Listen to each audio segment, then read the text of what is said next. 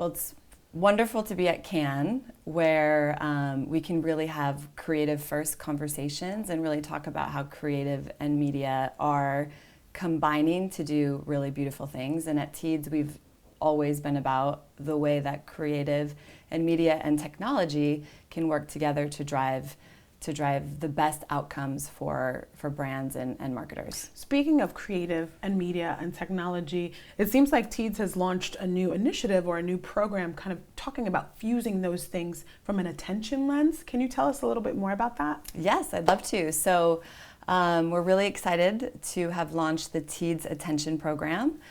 We just launched it the week leading into Cannes, and this is an opportunity for us to partner with the biggest players in the attention measurement space.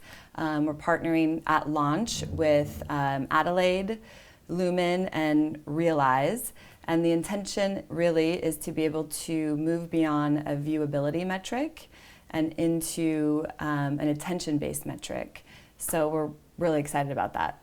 What's different about an attention metric versus a viewability metric? Can you elaborate a little bit?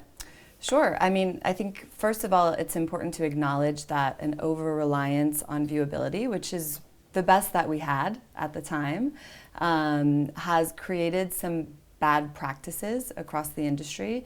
And now that we have the data to support what it really means to drive attention and what that means for the consumer experience and what that means for brand outcomes, we can actually move to the next level of measurement. So, for example, an over-reliance on viewability has resulted in bad practices like optimizing toward video completes, even if they're out of view, right? Or optimizing toward anything that is in view, even if it's really small, which has resulted not only in a bad ad experience, but a bad consumer experience because there's a lot more clutter that consumers are having to deal with. So understanding the basics of attention and what really matters is allowing us to create some better practices for the industry overall. One of the things I've heard at Cannes over and over again this time is that we are bringing the consumer back into the forefront. How